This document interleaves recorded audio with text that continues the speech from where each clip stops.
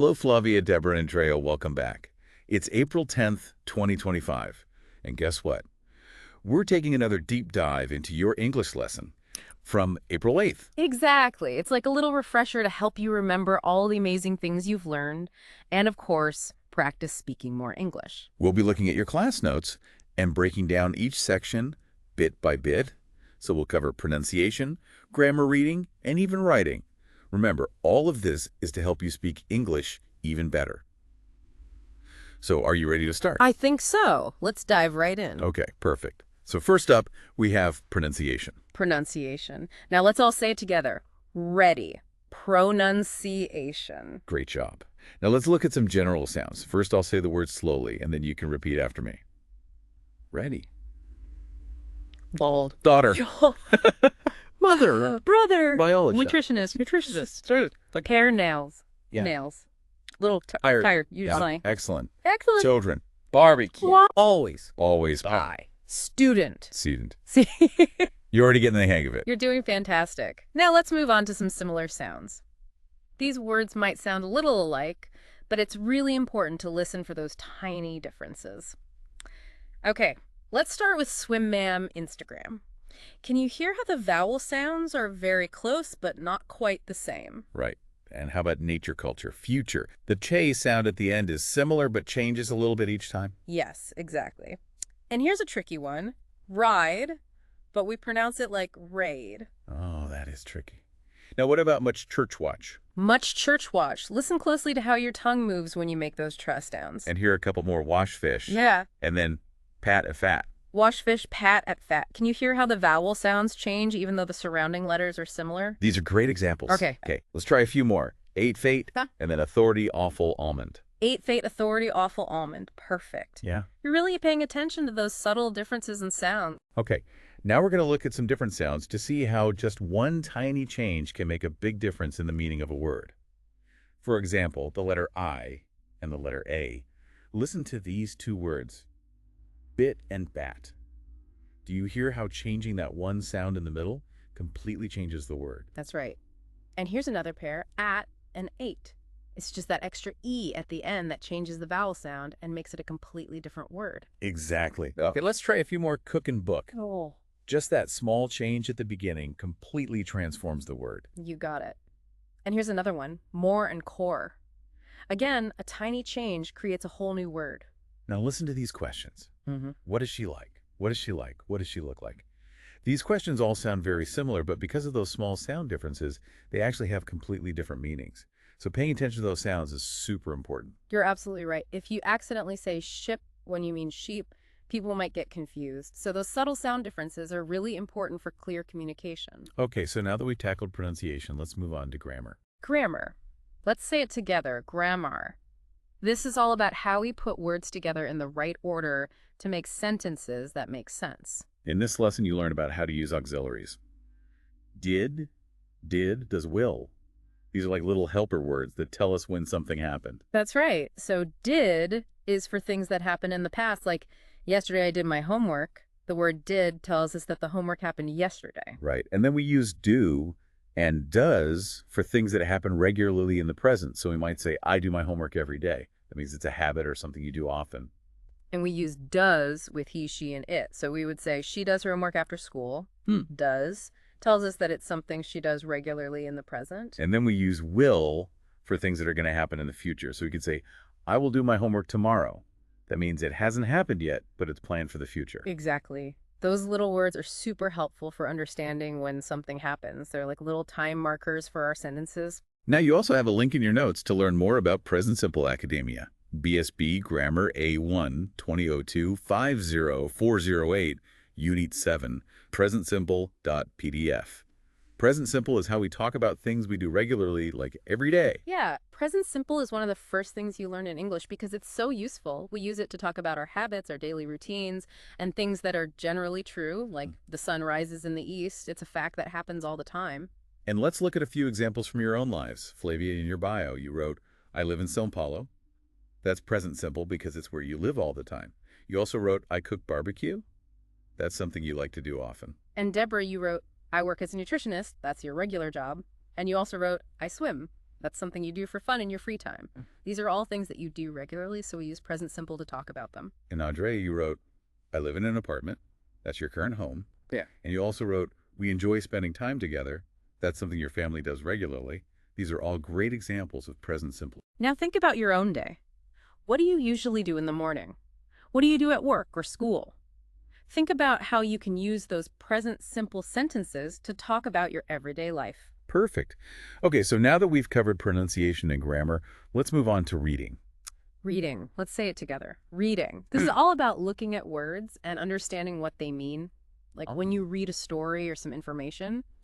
Now, in your last lesson, you read a story called A Wonderful Trio about Devia, Anbora, and Fladria. Let's read through parts of the story again, and I'll ask you some easy questions to see what you remember. That's a good idea. Remember, when we read, we don't have to understand every single word. We just need to try and understand the main ideas of the story. Okay, so the story begins like this. One sunny afternoon, Devia, Anbora, and Fladria meet at a small park in Sao Paulo.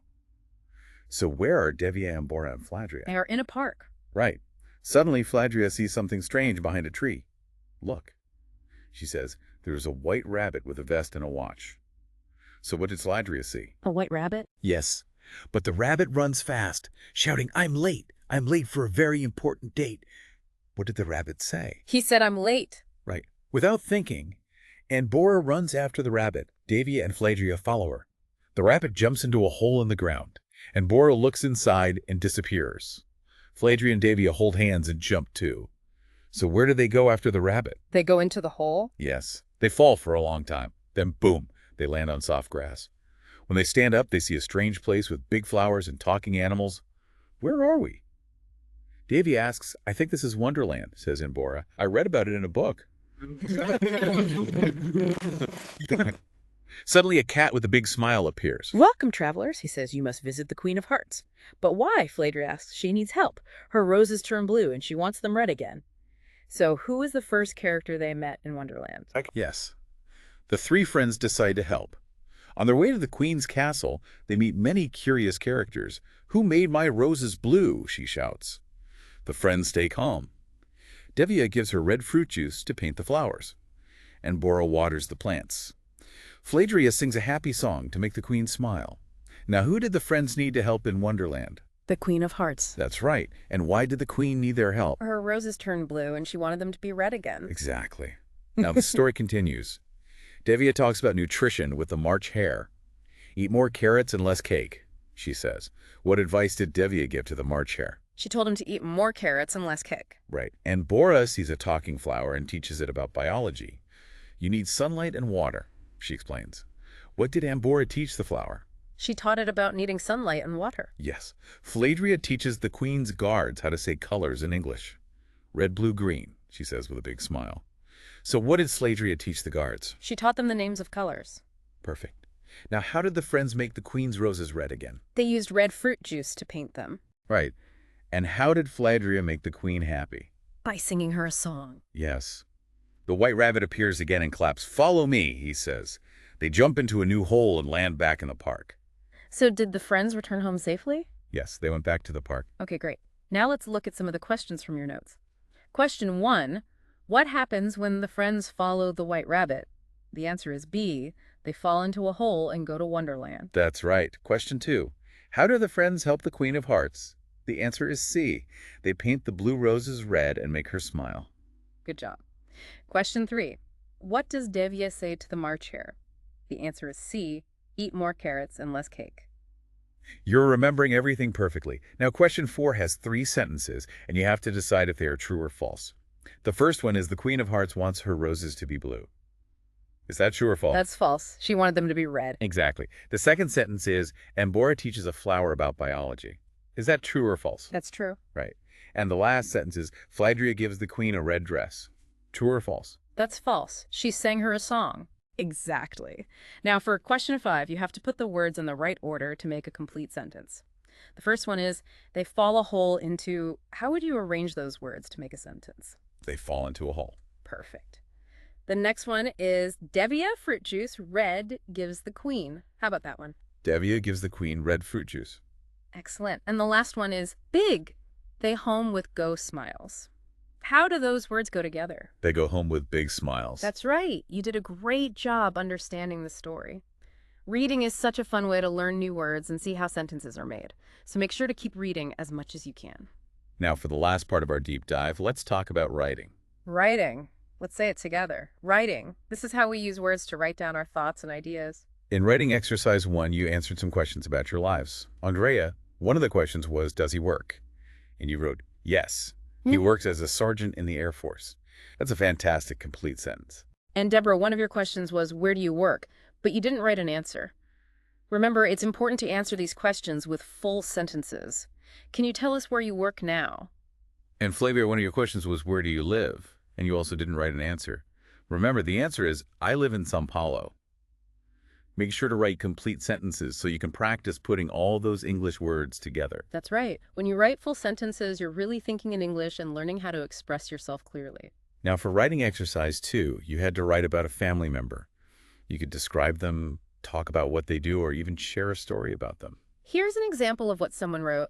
She started her student life again 2 years ago. She works from home, but she always feels a little tired.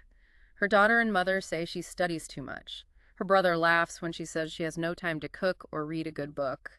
See how they used simple words to describe their family member and what their life is like. Right. On Saturdays, she visits her friend Clara. They go for a short ride near the lake. Last week, Clara made a small barbecue. They ate almond cookies and drank tea. They talked about their children, culture, and plans for the future. That's a nice description of what they did together. Clara is a retired nutritionist, and she says good food helps your hair and nails grow strong. They also laughed about funny words with the letter I and words with the letter A. Those are some fun details. And it continues. She liked to swim, but she stopped going to the pool. She did her best to be a good student, but she forgot how to have fun. Her family is big. She has an extended family, and they live far away, but they call her and send messages. And it sounds like she has a lot of people who care about her. Yes, they watch her on Instagram, and her mother says she looks too serious. Her brother even asked, do you smile anymore or just study all day? That's funny. Today she makes a new plan. She studies from 8 a.m. to 4 p.m. only. After that, she goes for a walk in nature or reads more about biology. On Sundays, she goes to church and cooks a big lunch. She remembers that life is not just work and school. It is about balance, laughter, and people. She writes a note, I take care of my time now. I do my best, but I need rest. That is my truth, and it is excellent. That's a great message about finding balance. It's great that she's making positive changes. Writing is such a good way to practice all those English skills you're learning. It helps you improve your vocabulary, your grammar, and your ability to express yourself. And don't forget about your homework. Homework 1 is to practice saying those tricky words from class. Homework 2 is to record yourself reading your bio out loud. And homework 3 is to write down the answers to the questions about the wonderful trio story. Doing your homework is a great way to keep learning and improving. And remember, Flavia, Deborah, and Andrea, you're all doing an amazing job learning English. Keep practicing, and you'll be speaking fluently in no time. We're so proud of your progress and dedication. And if you want to learn more about possessive adjectives like my, your, her, you can always check out the bibliographic references in your notes. Those are great resources for extra learning. And in our next lesson, we'll be exploring the topic of third-person singular. It might sound a little confusing at first, but it's really just about how we change verbs when we're talking about one person who isn't you or me. Don't worry, we'll break it down and make it easy to understand. And remember, you can always find these notes to download and print at the top of the page. Or you can access them online in your lesson archive at students.AcademiaBSB.com/br. And as always, we'll end with Academia BSB's motto. It's not only about the language, it's all about communication. So keep practicing, keep learning, and keep communicating. You're doing great. See you in the next lesson. Bye.